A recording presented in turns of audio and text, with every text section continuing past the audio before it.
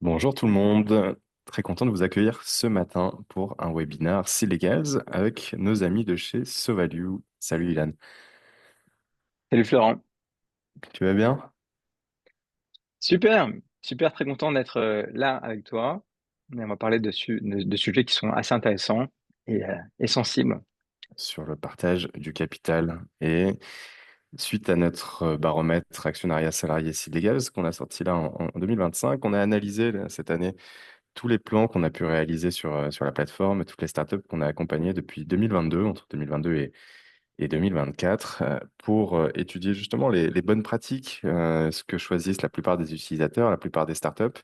Et on s'est dit que c'était la bonne occasion de pouvoir en parler avec toi parce que côté SoValue, vous avez aussi beaucoup d'informations sur la manière dont sont mis en place les plans de BSPCE, notamment sur les prix d'exercice qui sont fixés par rapport aux valorisations des sociétés, notamment des sociétés qui sont quand même un peu plus matures s'agissant des clients auxquels toi tu accompagnes avec SoValue.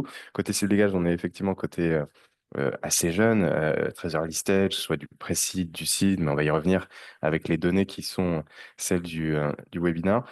Sur le cadre, donc effectivement, on va parler à la fois du baromètre, mais on va parler de différents sujets qui vont permettre d'éclaircir la question qui est celle de comment intéresser des salariés, des talents, des personnes clés au capital des startups. Pourquoi et pour quelles raisons aussi. On va revenir quand même sur les raisons de ce type de mécanisme.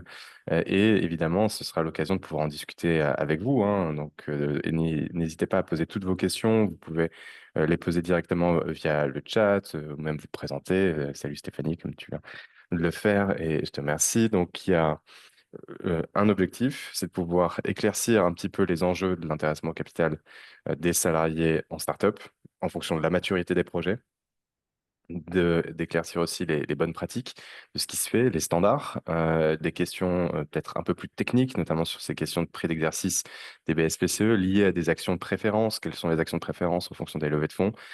Voilà, un petit peu la thématique qu'on va adresser ce matin.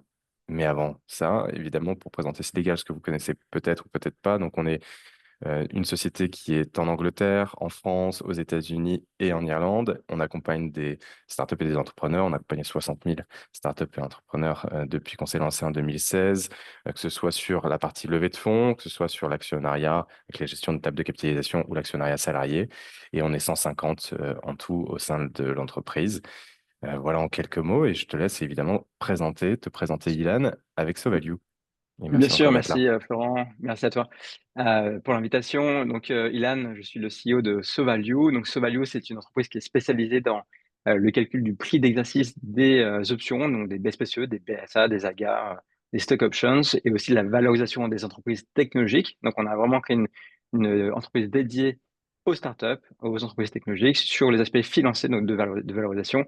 Et donc à ce titre, du coup, on accompagne donc des entreprises qui sont de seed à licorne en France essentiellement, mais aussi en fait à l'étranger, aux US en Angleterre aujourd'hui. Donc on est assez cross-border et donc effectivement on essaie d'apporter une réponse compliant fiscalement pour nos clients sur ces sujets de détermination de prix. Donc c'est un sujet assez technique. Qu'est-ce justement la genèse de ça? Qu'est-ce qui a fait que tu as lancé SoValue pour adresser Ouais, cette question? en fait, d'ailleurs, grâce à Florent aussi, c'est que Florent était Monsieur BSPCE en France sur ces sujets et on avait regardé aux US ce qui se passait en termes de détermination de prix. Et à l'époque, en France, on était sur des décotes forfaitaires de 20% sur le prix d'exercice par rapport au prix du dernier tour. Et aux US, ce qu'on avait observé, c'est que ils faisaient pareil, mais il y a 20 ans. Et il y a 20 ans, effectivement, ils ont changé les règles du système en disant non, en fait, le prix des stock options aux US, il faut le déterminer selon des méthodes financières objectives. Donc, ils sont passés d'un 20% de décote forfaitaire, peu importe l'entreprise, la taille, la maturité, etc., à des vraies méthodes financières. Et donc, du coup, aujourd'hui, on est plus sur des ranges de 50% en général en application de ces méthodes. Et donc, en observant ce qui se passait aux US, on s'est dit, qu'effectivement, on était sur une anomalie en fait sur le marché français.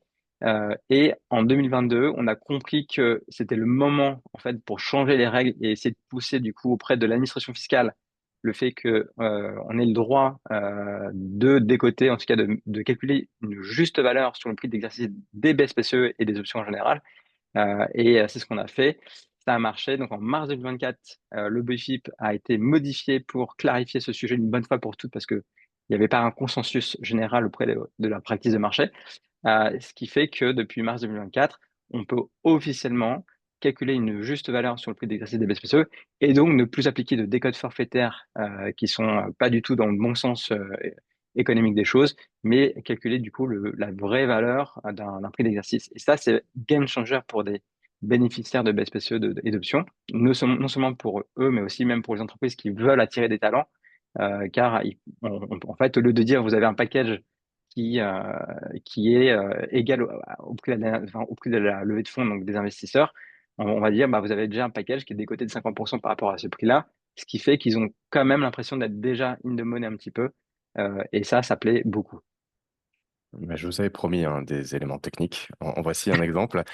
Pour revenir, avant de rentrer effectivement dans ces éléments de détail sur les raisons pour lesquelles on met en place l'actionnariat salarié et à quoi ça sert, c'est ce que tu as dit aussi. En fait, en France, même dans le secteur donc des startups et de l'écosystème tech en général en France, on est quand même sur beaucoup de mimiques par rapport au marché anglo-saxon et notamment des États-Unis. Donc, on a importé énormément Hmm. de pratiques, de savoir-faire de nos amis américains et notamment de ces pratiques de marché en France parce que il y a quand même certaines notions relativement standardisées, mais ensuite localisées par rapport au droit évidemment applicable, comme c'est le cas avec les BSPC dont tu viens de parler, avec l'exemple que tu as donné sur le prix d'exercice.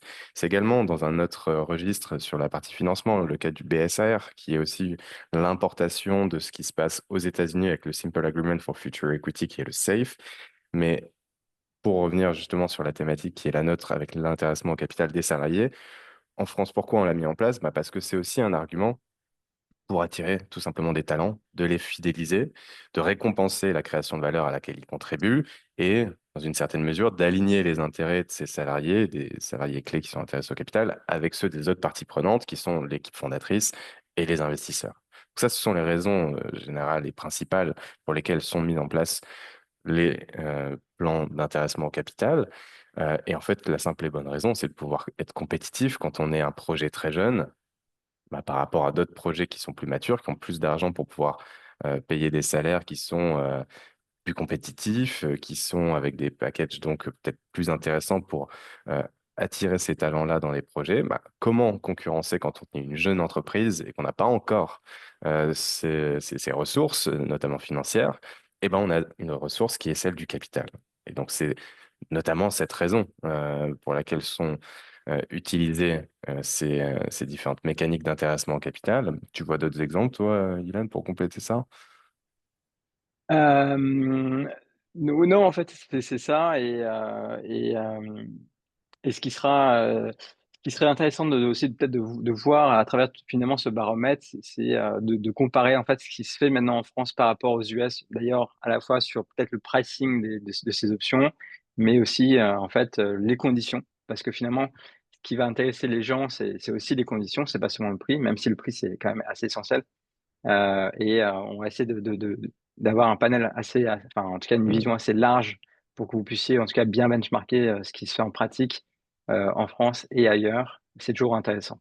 Bien sûr, clairement, c'est un bon point. Et on va y venir sur cette partie conditions, parce que avant même de rentrer dans les conditions, la mise en place de cet intéressement au capital, la question qui se pose pour vous, entrepreneurs, ou peut-être personnes qui accompagnent des entrepreneurs ou même investisseurs, c'est quelle est la mécanique la plus utilisée? Parce qu'il existe différents outils, tu les as mentionnés Mm. au début en présentant ce value. Il existe différents outils juridiques mis à disposition justement des sociétés qui peuvent être utilisés pour intéresser des salariés au capital. Et donc là-dessus, on en a différents, euh, différentes versions. Est-ce que tu peux nous en donner, Bien enfin, nous sûr. faire un peu Donc, la liste donc, exhaustive? ouais, effectivement. Donc, le mécanisme qui est le plus utilisé, en tout cas dans les startups, ce sont les BSPCE. Donc, ce sont en gros des options qui sont proposées gratuitement aux salariés, mais qui ont un prix d'exercice. Donc, Donc, pour être hyper clair, en fait, une option, normalement, ça s'achète. Donc, on va payer une option, on va acheter l'option qui nous donne ensuite le droit d'acheter des actions. OK? Et les BSPCE, en fait, c'est une option qui est gratuite, parce que les salariés ne vont pas acheter cette option, mais ils vont avoir la possibilité demain d'acheter du coup leurs actions en dur, heu, en application d'un prix d'exercice. Donc ça, c'est les BSPCE. C'est très utilisé évidemment, dans la tech parce que fiscalement pour l'entreprise, c'est génial. Il n'y a pas de charge sociale qui s'applique dessus, et l'imposition se fait à la fin, en fait, quand on cède en fait ses actions. Tu Donc les c'est pas monétises, à ouais. l'attribution, c'est pas à l'exercice, c'est que quand on les monétise. C'est que à l'exit de ces actions ou de ces BSPCE quand c'est concomitant évidemment avec un exit. Donc c'est vraiment un mécanisme parfait pour ce type d'entreprise. Donc c'est jusqu'à donc on peut en émettre pour les entreprises qui sont soumises à l'IS, société par action, et qui ont moins de 15 ans d'existence. OK? Donc ça, c'est des conditions. Il y a aussi des seuils de détention à respecter. Et donc donc pour en fait ces boîtes-là, c'est génial. Et aussi d'ailleurs, les bénéficiaires, ce sont des salariés, ou des mandataires sociaux. C'est pas des freelances, c'est pas des prestataires de services, donc c'est assez aussi limité dans ce scope, tout simplement. En revanche, quand on veut attribuer des options à des, prestataires de services, à des freelances et cetera, à des externes, on va utiliser des BSA. Donc on parle souvent de BS Advisor, donc c'est des bons de souscription d'actions. Donc là, la différence des BSPCE, c'est que ce sont des options qui sont payantes. Donc en fait, ils vont non seulement avoir le même mécanisme de prix d'exercice pour acheter leurs actions, mais avant ça, ils vont devoir acheter leurs options. Donc c'est en général autour de 10%, entre 10 et 20% du prix d'exercice du sous-jacent. Donc typiquement, si mon prix d'exercice est à 10 euros, je vais acheter l'option 1 euro, voire parfois 2 euros en fonction de critères financiers. Et donc ça, on peut les attribuer à des salariés, on peut les attribuer à des prestataires de services, à qui vous voulez, qui sont externes à des advisors.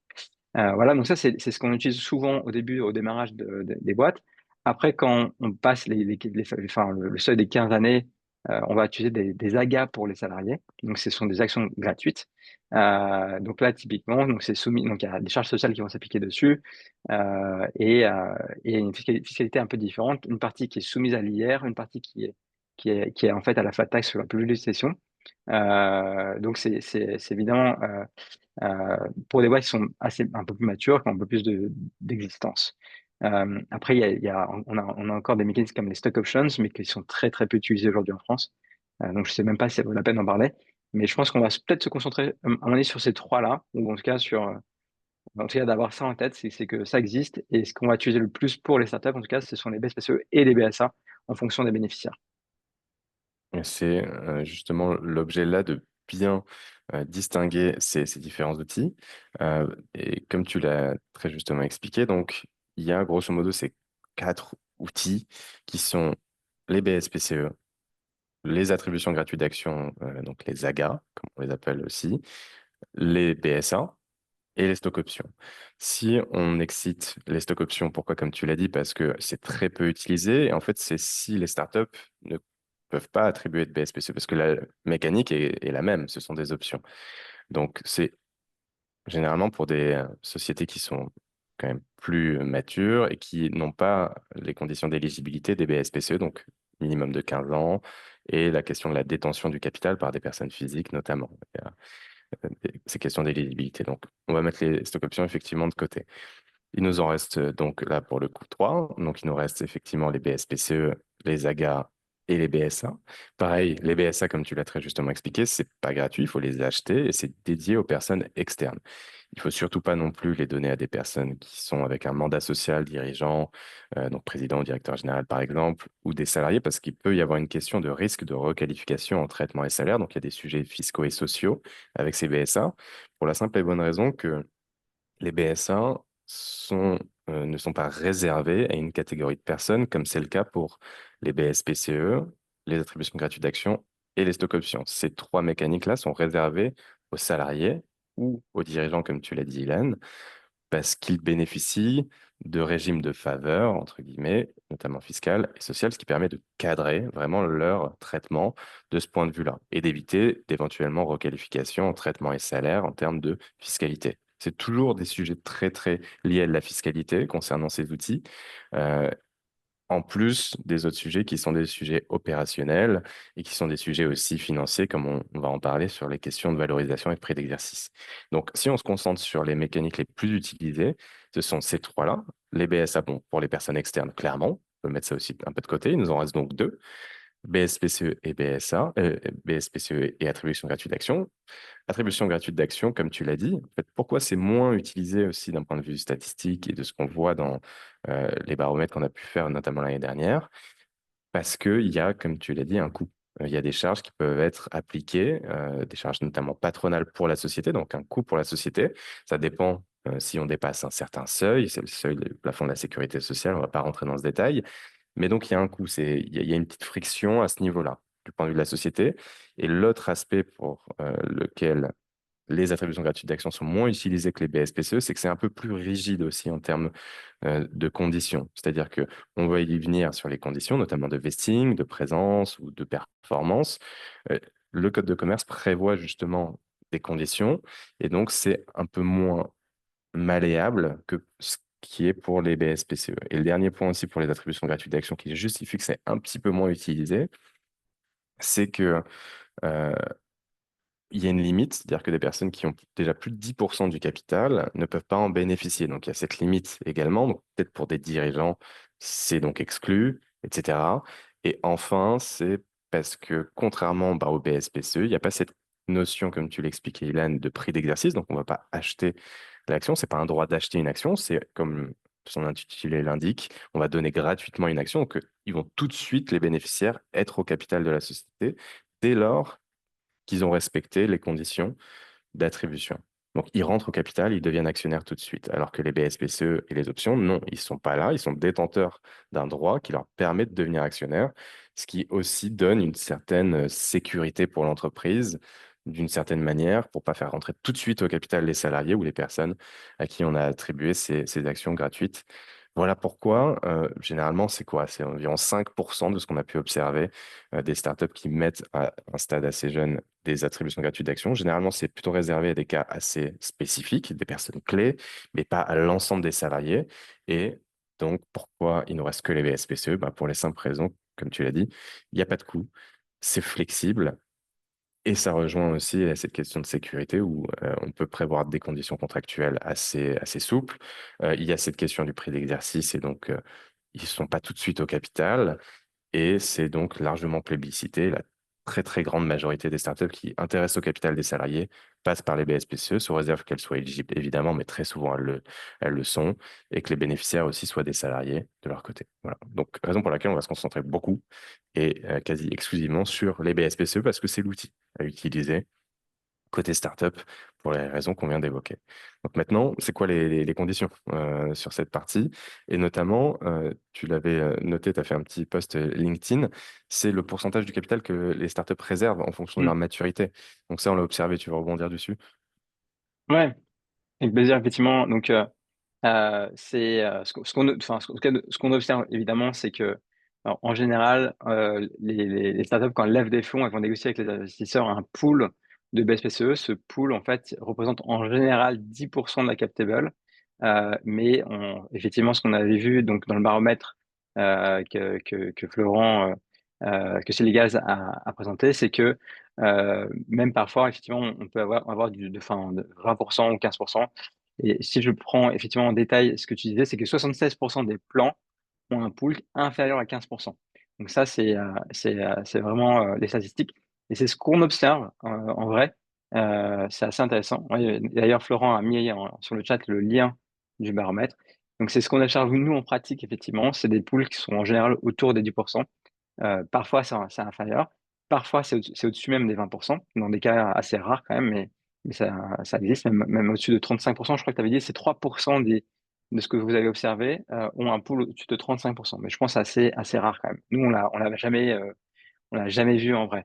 Euh, Mm. et, et ce qui est intéressant, c'est que donc c'est un peu la practice de marché. Ce qu'on voit, c'est qu'aux US, c'est à peu près pareil. même si les poules aux US sont un tout petit peu plus gros, c'est-à-dire ils sont assez vite sur du 15% euh, dans, dans, à chaque négociation de levée de fonds. Euh, donc voilà, on est quand même, je pense, dans la norme, dans le standard. Ouais, c'est un point pour rebondir sur le 35%. En fait, quelle exception on peut justifier qu'il y ait un pool aussi important? Euh, pour la simple et bonne raison qu'on a peut-être un fondateur qui vient plus tard. Et en fait, c'est une personne qui va être Mm. intéressée, donc pour des raisons qui sont notamment liées au prix, c'est-à-dire que, on prend un exemple très concret. Ilan et moi, on lance une startup et donc on a commencé déjà à faire du chiffre d'affaires. Ça fait 2 ans allez, mettons un an et demi qu'on travaille dessus. On a de l'attraction et il y a un troisième cofondateur qui nous rejoint, une cofondatrice par exemple. Euh, et donc là, évidemment, on veut l'intéresser au capital parce que en sa qualité, si on la nomme cofondatrice, c'est-à-dire qu'elle va avoir un même niveau de responsabilité là-dessus. Et donc, sur cette question, c'est OK, on veut l'intéresser au capital. Est-ce qu'on va lui donner, on va lui céder des actions? Est-ce qu'on lui cède à la valeur nominale les actions, etc. Elle peut se poser différentes questions à ce titre. Oui, on peut lui peut-être céder une partie, mais de son côté, parce que la société a déjà peut-être une valeur, c'est pas une société qui n'a plus de valeur parce qu'on a déjà fait du chiffre d'affaires et autres. Donc, on lui dit, on va lui mettre des BSPCE également et l'intéresser au capital par ce biais-là. Et donc là, cette personne, forcément, on ne va pas lui donner 0,5%, 1%, sinon, c'est pas justifié par rapport à la qualité de cofondatrice qu'on lui donnerait. Donc on va lui donner peut-être 15%. Après, on discute, c'est des négociations, bref, vous voyez l'idée. Et donc, comme on donne déjà 15% à cette personne, on a besoin peut-être de 10% bah, pour les prochains Mm. salariés qu'on va intéresser après une levée de fonds, d'où la question qui est ce pool, cet option pool, donc ce pourcentage du capital qu'on réserve pour les salariés ou des personnes clés, qui soit à ce niveau.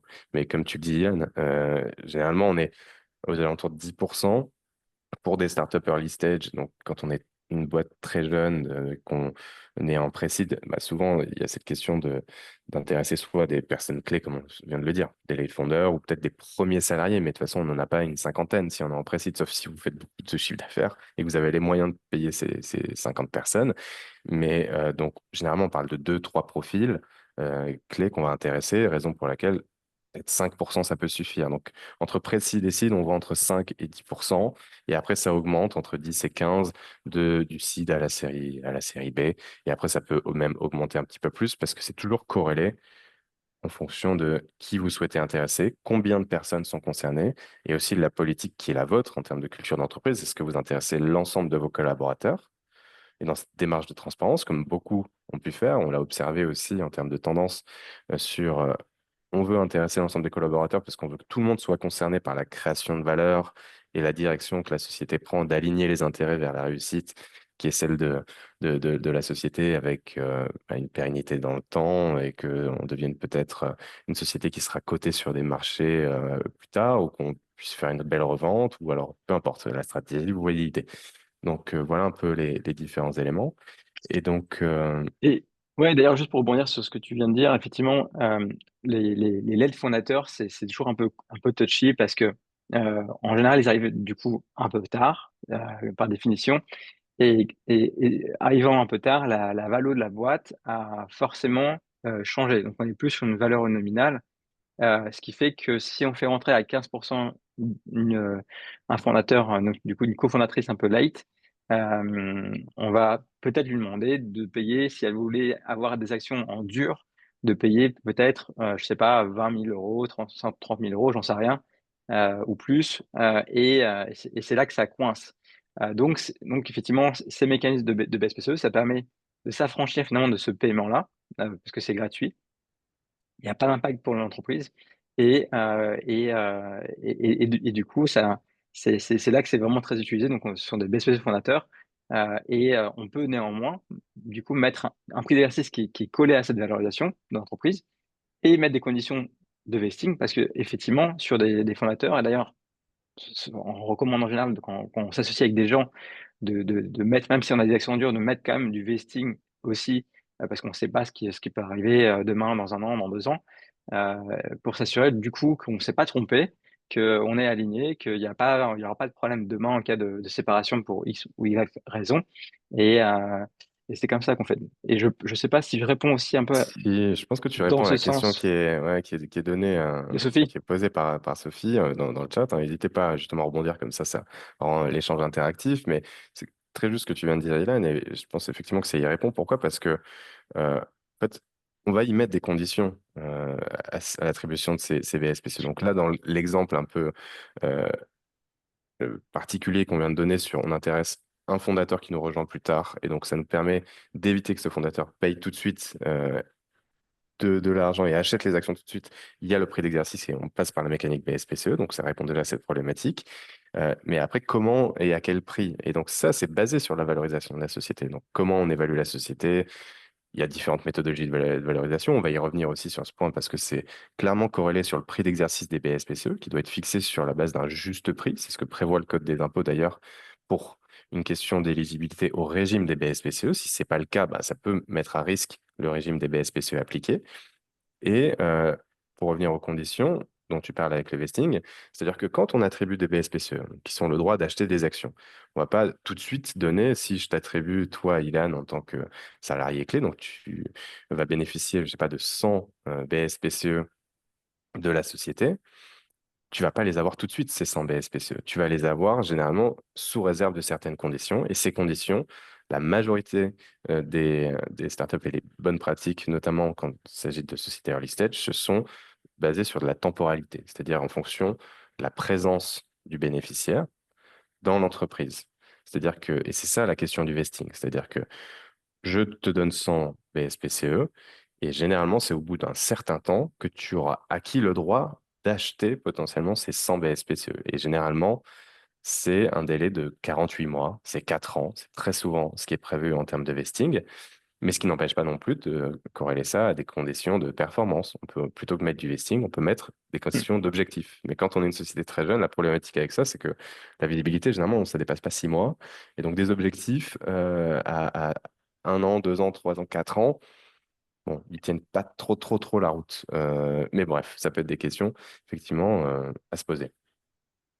C'est ça. Et puis, au-delà du vesting, il y a aussi donc, ce qu'on appelle les clauses de leaver. Donc, les clauses de leaver, ça permet également de finalement de pouvoir racheter les actions d'une personne qui serait en fait démissionnaire ou qui serait partie pour faute grave ou faute lourde à des conditions différentes en termes de prix. Donc, typiquement, si j'ai un associé qui est en bas de leaver parce qu'il a commis une faute lourde et qu'on a décidé de révoquer, de le révoquer dans ses fonctions. On peut racheter, en fait, juridiquement, c'est prévu ça peut être prévu, en tout cas, contractuellement, de racheter ces actions au nominal, ouais, en tout cas, une valeur qui est très faible, ces actions. Et ça, ça permet donc de se protéger encore une fois sur évidemment, en fonction de l'histoire qui peut se passer entre associés. Donc déjà, c'est aussi un point à avoir en parallèle du vesting qui est différent. Et pour la question de Michel, en fait, ce qu'on disait avec Florent, on parlait uniquement du cas des lead cofondateurs, qu'on parlait des 15% à une cofondatrice qui pourrait rejoindre l'activité, je sais pas, 1 an ou 2 ans ou plus plus tard. C'est un choix. Parfois, en fait, faut quand même distinguer, c'est qu'ici, on est dans un cas de cofondateur. Donc, on est vraiment, on veut quelqu'un qui soit associé avec nous. On veut pas un salarié. Donc, évidemment, on va pas donner à un salarié 10% du capital. Ça, clairement, c'est pas en général ce qu'on fait. C'est pas les statistiques, c'est pas le standard du marché. En revanche, pour enfin, un associé, un cofondateur qui typiquement devient CEO ou COO de la boîte ou CTO, qui est une personne clé dans l'activité et qui rejoint l'entreprise, que s'il se sent en fait euh, associé et capable de avoir un vrai rôle en tout cas de décisionnaire dans cette activité, eh bien effectivement la question de l'equity et de combien on lui donne, ce ne sera pas un nombre d'actions qui correspond à ce qu'on donnerait à des salariés classiquement en BSPCE, ce sera plutôt un peu plus important en fonction de ce rôle décisif. Et c'est là qu'on trouve des taux entre 5, 10, 15, 20, 25% parfois sur ce type d'associés qui rejoindraient tardivement du coup l'entreprise. Et quand on Donc voilà, parle ouais, quand on parle des 5-10% aussi, là, c'est réservé donc, pour l'ensemble des collaborateurs qu'on souhaiterait intéresser au capital. Donc, il y a ce cas ouais, particulier, mais qu'on peut mettre de côté. Quand on parlait justement des 10%, comme tu disais, Ilan, qui est assez standard de réserver au capital des startups pour intéresser des salariés, les 5-10%, effectivement, donc ça donne cette fourchette quand on est un projet qui est au tout début ou qui va réaliser ses premières levées de fonds, donc les premiers tours de financement. Donc, c'est clairement un objet de négociation et de discussion avec les investisseurs avec qui vous allez travailler, qui seront vos partenaires demain, une fois qu'ils seront au capital. Ces 5-10%, on se les réserve, c'est-à-dire qu'on ne va pas les attribuer déjà la totalité tout de suite. Ça dépend donc des personnes que vous allez recruter après avoir réservé cet intéressement au capital. Donc oui, certes, il y a les salaires, mais en plus des salaires, on va donner et intéresser des salariés au capital à proportion justement de ce qui peut se faire à la fois sur le marché. On a un certain nombre de données pour pouvoir justement connaître combien donner et à qui, mais euh, généralement, si je vous donne un ordre de grandeur, ça peut être du 0,01% pour, je sais pas, un product manager junior. Et après, il y a toutes ces questions de comment on va aller attribuer ces BSPCE par rapport à ce qu'on a réservé au global, donc qui sont ces 5 et 10%, à ces différentes personnes.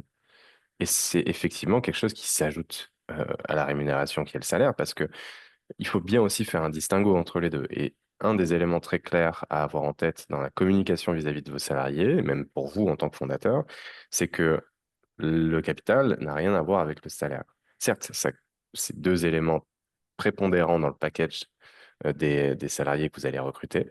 Mais le salaire, lui, c'est quelque chose qui est certain. Ils vont toucher tous les mois. C'est quelque chose qui n'est pas soumis à un certain risque, même si c'est quand même peut-être un peu risqué de rejoindre une startup assez jeune. Mais, et puis c'est sans aucune optimisation fiscale. Enfin bref, on paye l'impôt sur le revenu dessus, on paye nos cotisations, etc. À l'inverse, les BSPCE, c'est quelque chose qui est quand même soumis à un certain risque. Donc déjà, c'est quelque chose qui peut avoir une très forte valeur. Donc, c'est-à-dire que ça peut être un gain qui est très conséquent, contrairement au salaire, mais qui est donc corrélé à un risque très important. C'est-à-dire que il y a statistiquement plus de chances que ça vale rien, les BSPCE, parce que ça dépend de la réussite du sous-jacent qui est en fait la startup et les actions et le capital de la société qui va augmenter. Et il y a aussi une problématique très importante sur ces BSPCE, mais qui est aussi une problématique très importante pour les autres parties prenantes dont on parlait, qui sont les fondateurs et les investisseurs, c'est la problématique de la liquidité. Et autrement dit, c'est-à-dire comment on arrive à monétiser le capital.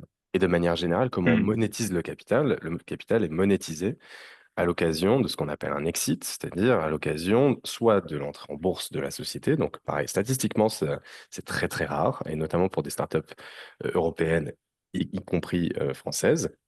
La dernière, je crois, qui est entrée je- enfin, euh, qui a pu faire un exit en entrant sur un marché réglementé et en faisant un IPO, je crois que c'est c'est- c'est la société Jean-Baptiste Rudel qui est, j'ai oublié le nom, euh, ah, bon, j'ai oublié, non, ça va me revenir peut-être. Euh, et donc, en fait, c'est aussi l'autre exit, c'est du M&A, c'est-à-dire la revente de la société. Mais bon, cette problématique-là de liquidité, c'est clairement un enjeu à la fois pour les investisseurs, pour les fondateurs et pour les salariés. Voilà, ça c'est une petite parenthèse à avoir en tête. Et donc, raison pour laquelle on parle d'alignement d'intérêts parce que tout le monde a un peu cette même problématique de comment on monétise le capital. Et idéalement, c'est à l'occasion d'un exit. Après, il peut y avoir des monétisations à l'occasion de prochains tours de financement qu'on peut appeler événements de liquidité. Mais ça, c'est organisé ouais, aussi par les investisseurs et les fondateurs et la société. Et c'est plutôt à un stade de maturité qui est passé la série B, qui peut voir justement ce type de monétisation arriver également pour des salariés. Donc également, tout l'enjeu qui peut se poser, ce sont ces conditions. Donc là, on parle de la monétisation, mais ça, c'est des éléments qui dépassent aussi euh, le levier des salariés, même des fondateurs, parfois même des investisseurs. Pour revenir sur les conditions d'attribution de ces BSPCE, comme on le disait, donc il y a deux principales conditions qui sont la temporalité, le vesting, et également la performance. Donc là, dessus, on y retrouve des éléments clairement dans le baromètre. Euh, Et notamment sur le vesting, si on se concentre dessus, Ouais. sur cette partie vesting, c'est quand même le fameux 48 mois, donc les 4 ans. Ouais, exactement, c'est ce qu'on voit le plus. Donc c'est un vesting de 4 ans. Donc en fait, c'est ce qu'on donc je crois que c'est 42 du temps, ce qu'on observe, c'est 48 mois. Et ce qu'on voit effectivement, c'est qu'il y a alors déjà pour prendre un peu de hauteur, il y a 2 types de vesting, on en a parlé un tout petit peu avant. Il y a un vesting qui est lié au temps de présence dans l'entreprise. OK, donc on va rester, 48 mois, donc 4 ans, 3 ans, 5 ans, enfin voilà. Ou et d'ailleurs, on peut cumuler les 2 à des conditions de performance. Donc typiquement, moi j'ai engagé un head of sales, bah, si effectivement la boîte elle passe de, je sais pas 1 million de chiffre d'affaires à, 10 millions en 3 ans, et ben c'est les conditions de performance qu'on attend, de cette personne et qui fait que si on atteint ce chiffre-là, eh bien il aura vesté, c'est BSPCE. Donc ce que disait Florent, c'est qu'effectivement, le 4 ans, c'est le grand classique. Après, on peut voir aussi du 3 ans, donc on voit peut-être un peu plus de 3 ans qu'auparavant, c'est vrai aussi. Donc on raccourcit en fait cette durée de vesting.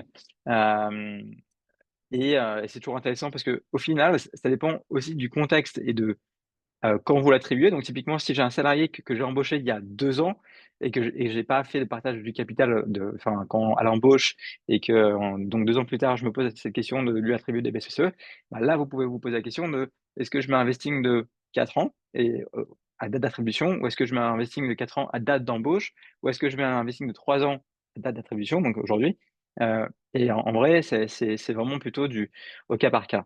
Maintenant, voilà, c'est ce qu'on observe. Le standard, c'est quand même 4 ans à date d'embauche, et heu et voilà. C'est assez aligné sur la practice, américaine. Donc aux États-Unis, ils sont aussi sur du 4 ans, voilà. Il y a pas trop de différence. En Angleterre, je pense, c'est pareil.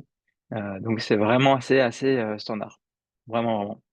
Ouais. Il y a une tendance un peu alternative qui se dessine, c'est 3 ans, mais sinon, le principe, effectivement, ça reste clairement les 48 mois, également en Angleterre. Euh, Quand on parle de 3 ans, donc c'est au lieu de 48, c'est 36 mois. Après, il y a une autre notion à avoir en tête, c'est celle du cliff. C'est quoi le cliff? C'est comme une période d'essai, c'est-à-dire, et ça rentre dans la question du vesting. C'est quoi le cliff? En fait, c'est les 12 premiers mois, généralement, mais ça peut être un peu plus. C'est-à-dire que si le salarié ou la bénéficiaire quitte la société avant cette période, à la fin de cette période, il ne peut ou elle ne peut exercer aucune option, aucun BSPCE.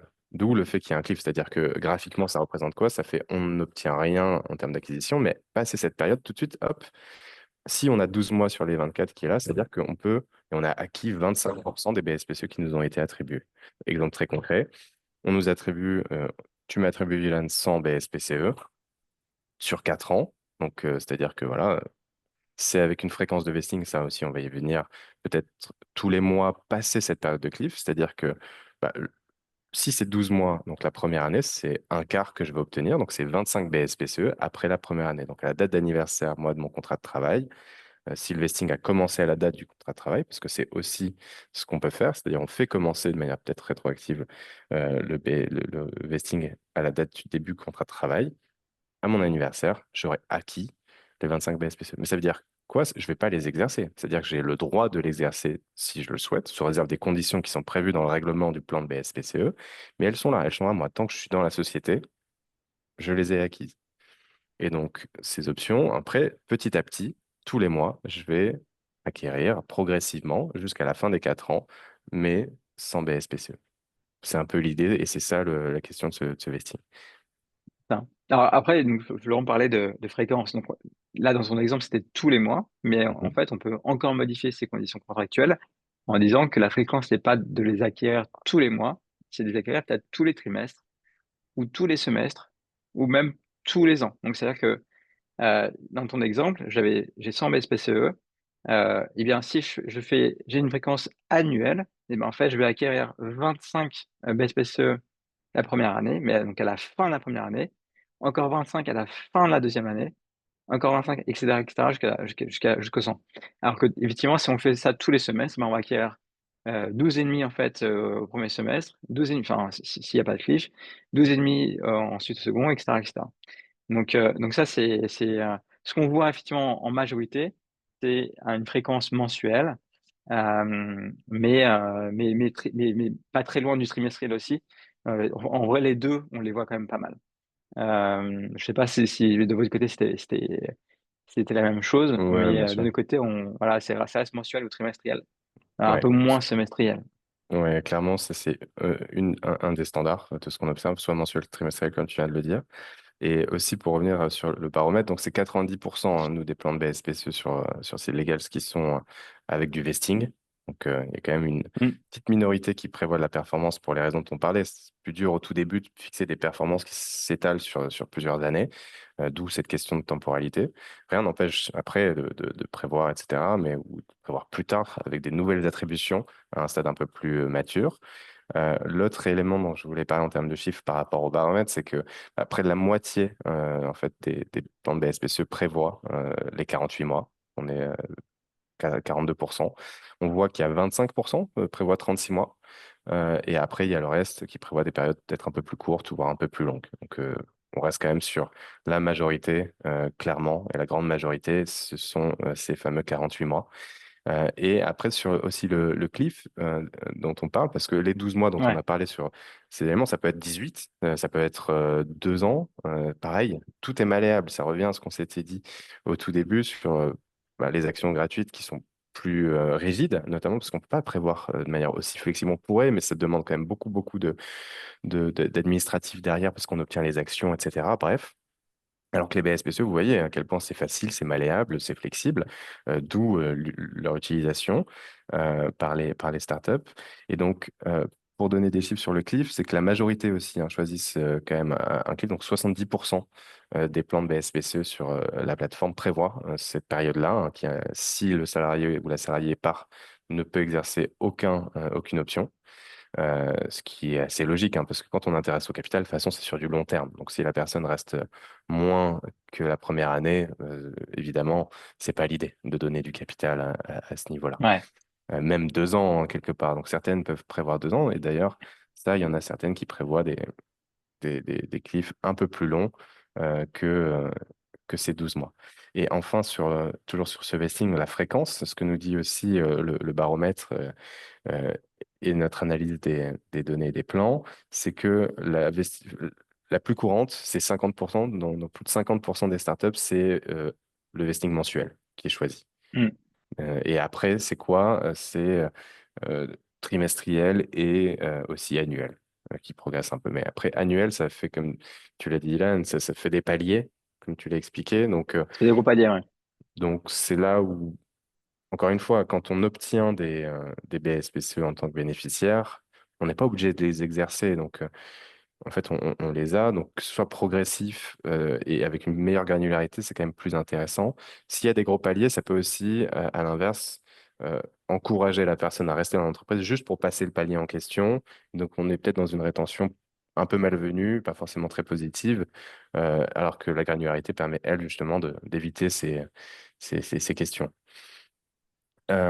Si on passe maintenant, Exactement. parce que le temps file, il est déjà 44, mais il y a une des conditions, donc, et on vous renvoie d'ailleurs au baromètre, hein, donc il y a des questions d'accélération, c'est-à-dire que s'il y a un exit avant la fin du vesting, qu'est-ce qu'on fait des BSPCE qui sont pas Faut pas encore tout acquis, laisser. pas encore vestés?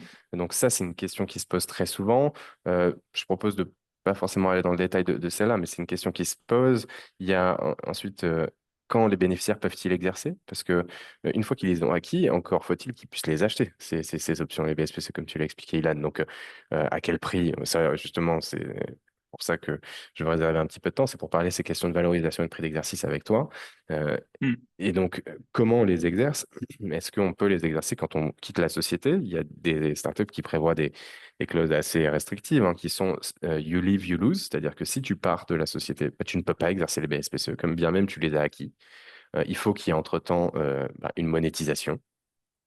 Il y en a qui sont un Ouais. peu plus généreuses, qui prévoient que même quand tu pars tu peux les garder et tu n'es pas obligé de les exercer avant un certain temps. Ça, c'est la période qui t'est laissée en tant que bénéficiaire des options pour pouvoir te dire est-ce que oui, j'achète les actions ou non, parce qu'on prend quand même un risque financier, hein, en tant que bénéficiaire si on achète les Ouais. actions, parce qu'on n'est pas non plus, comme on se le disait, certain qu'il y ait une liquidité. Il faut qu'il y ait un acheteur en face. Et la liquidité, c'est la même question, encore une fois, pour les investisseurs, pour les fondateurs et pour vous, si vous achetez vos actions. À qui on les vend? Comment? Etc. Donc, certaines startups prévoient qu'il y ait un délai qui soit plusieurs années, même quand vous avez quitté la société. Par exemple, Alan le prévoit ou d'autres, c'est-à-dire jusqu'à la fin en 10 fait ans. de validité des options qui sont Ouais. effectivement de 10 ans. Mais ça, c'est une exception parce que généralement, le standard, c'est entre 30 et 90 jours à compter du départ des salariés pour pouvoir se dire oui, je les achète ou sinon je les perds. Voilà.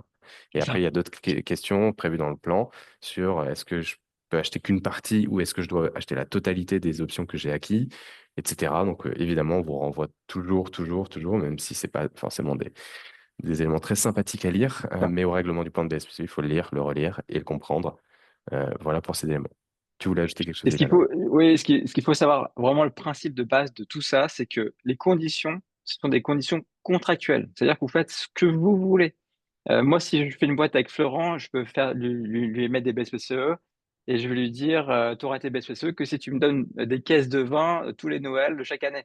Je peux écrire ça noir sur blanc dans le contrat, il n'y a pas de problème. Vraiment, les conditions, enfin là, j'exagère, mais les conditions, ce sont vraiment des conditions contractuelles, donc vous faites ce que vous voulez. Il y a une seule limite, c'est que donc ces BSPCE ont une durée de validité de 10 ans, donc ça, c'est légal. Donc vous pouvez pas aller au-delà de ça. Mais le reste, vous faites vraiment ce que vous voulez. Si vous voulez pas mettre de vesting, vous mettez pas de vesting. Si vous voulez, voilà, si vous voulez mettre un 4 ans de cliff et pas de vesting, vous pouvez aussi le faire. Donc voilà. Euh, C'est très donc ça, flexible. c'est important de l'avoir en tête. Voilà, c'est vraiment hyper clé. Il y a aussi un point, c'est que sur le prix, parce que à mon avis, c'est ta transition derrière. Heu, En fait, le prix, on peut pas faire ce qu'on veut non plus. C'est-à-dire que si vous mettez n'importe quel prix, le prix, hyper bas, par exemple, un prix nominal alors que la boîte vaut, je sais pas, 50 millions et que vous mettez, un prix d'exercice, donc un prix par action qui est normalement de 100 enfin, ouais, 150 €, et bien, et que vous mettez des BSPCE au nominal, donc à 1 € par exemple, là, ça marche pas et ce qui va se passer, c'est que vous allez avoir une requalification du mécanisme fiscalement. Donc, on va requalifier finalement ça en traitement à salaire, avec des conséquences du coup pour l'entreprise qui sera du coup retoquée en charge sociale sur la valeur équivalente de ce qui a été en fait attribué en salaire déguisé, et aussi pour le bénéficiaire qui aurait dû déclarer en fait dans sa déclaration fiscale d'impôt sur le revenu en fait cet avantage, ce salaire déguisé. Donc ça, c'est vraiment pas super cool. Donc en vrai, il faut vraiment être assez précis sur le prix qu'on va établir. Et ce qu'il faut savoir, c'est que le but de l'exercice, c'est de mettre un prix à la juste valeur. Donc si vous êtes en dessous de ce prix à la juste valeur, il y a un problème. En revanche, si vous êtes au-dessus de ce prix de juste valeur, là, il y a pas de problème. Fiscalement, personne va venir vous voir pour dire qu'il y a un salaire déguisé et cetera, parce qu'effectivement, vous êtes au-dessus du prix. Donc vous pouvez mettre le prix que vous voulez. Vraiment ça, vous mettez le prix que vous voulez. Heu, Ce que nous, on recommande évidemment, c'est mettre un prix à la juste valeur. Donc la question que Florent va me poser, c'est: «Mais là, donc comment tu calcules un prix à la juste valeur?» Donc en fait, le prix à la juste valeur, il y a 2 choses à savoir. C'est qu'on va prendre en compte 2 éléments.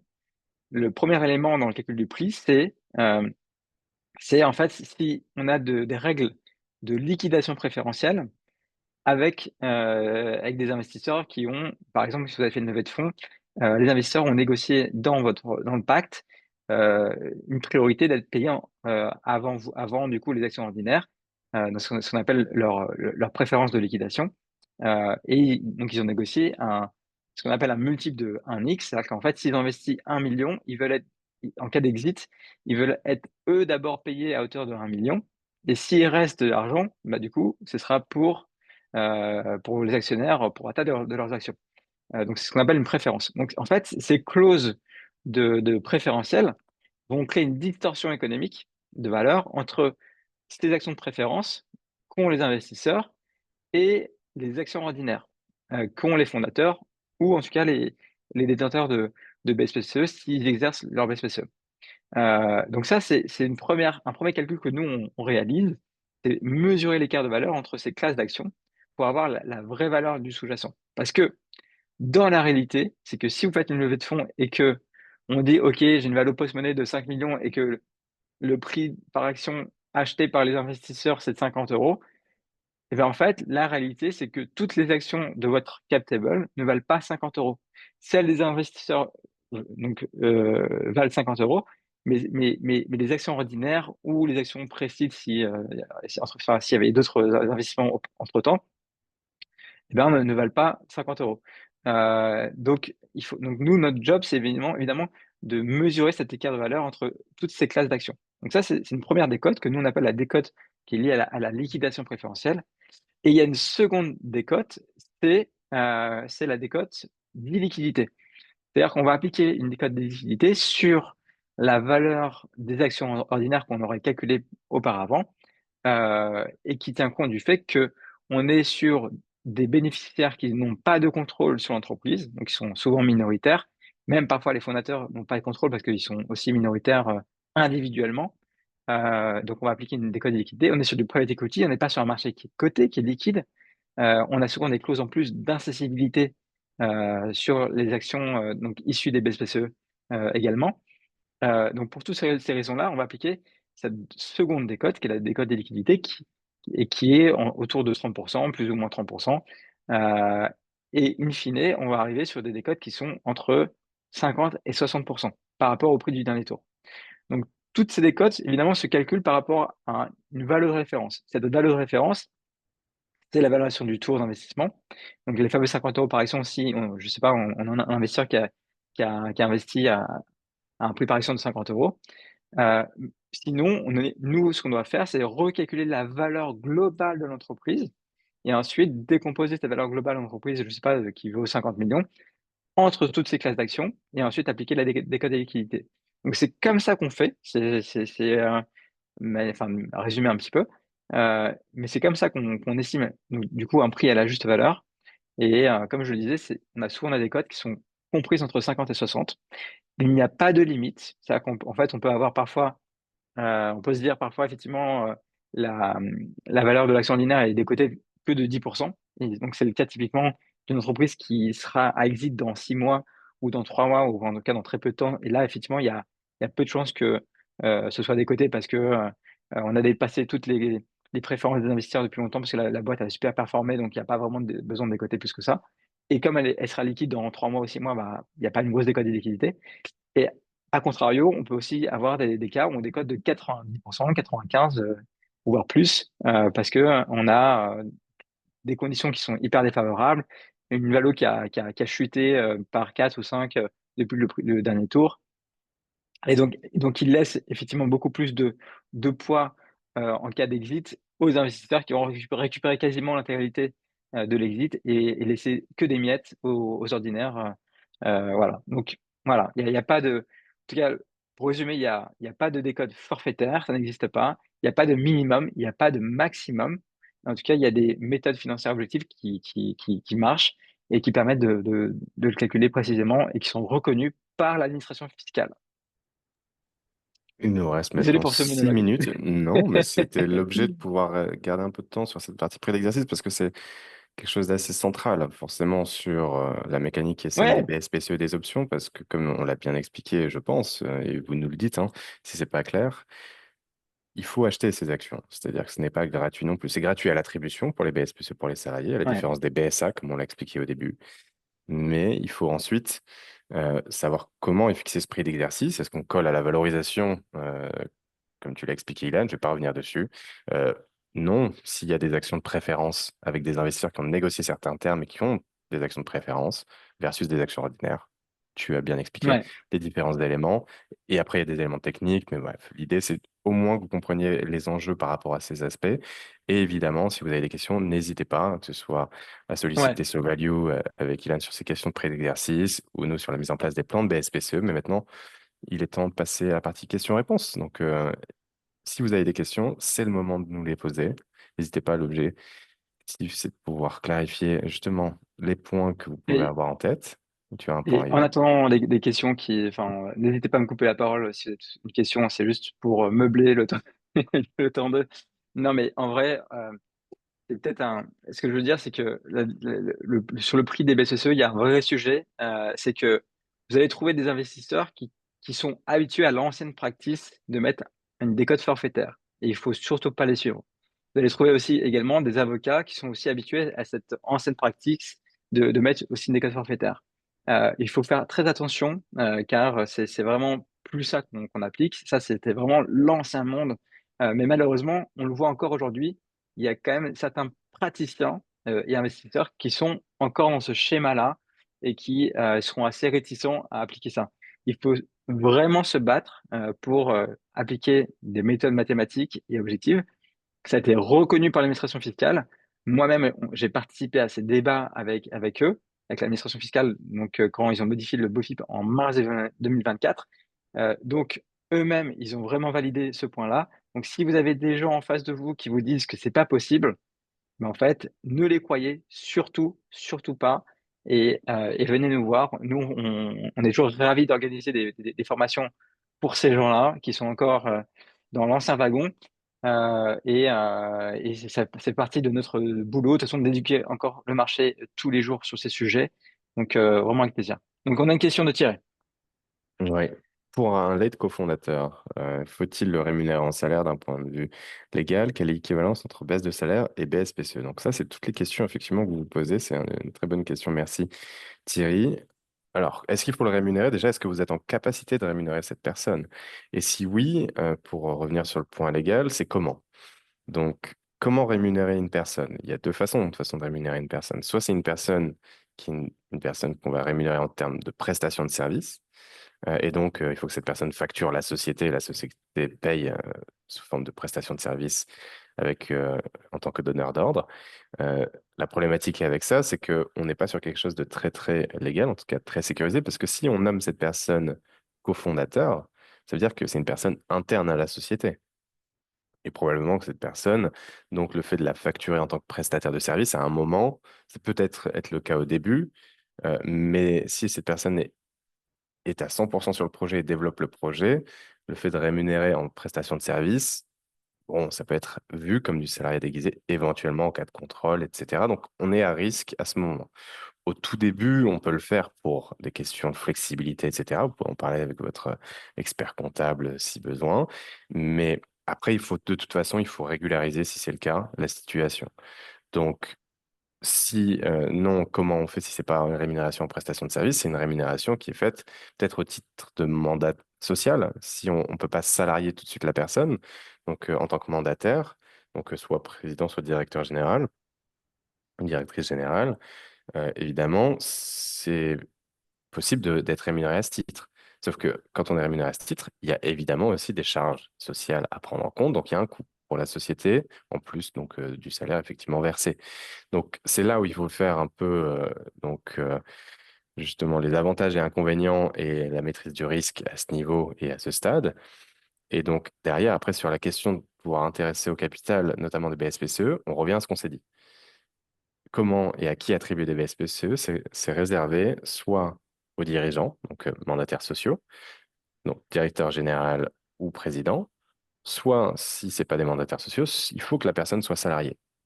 Et donc, avoir un contrat de travail. Et donc, en l'occurrence, ça rejoint. Et s'il y a un contrat de travail, forcément, c'est obligé de payer et d'avoir un salaire en face. Ce n'est pas légalement possible d'avoir un contrat de travail sans rémunération en salaire. Euh, mandataire social, oui, c'est possible de ne pas avoir de rémunération au titre du mandat social. Donc, s'il y a un mandat social, on peut donner des BSPCE. Voilà, donc c'est vraiment une analyse au cas par cas dans le cadre d'un cofondateur, d'où le fait qu'il y ait une certaine particularité. Et donc, est-ce qu'on peut donner une équivalence entre baisse de salaire et BSPCE? Euh, Dans l'absolu, oui.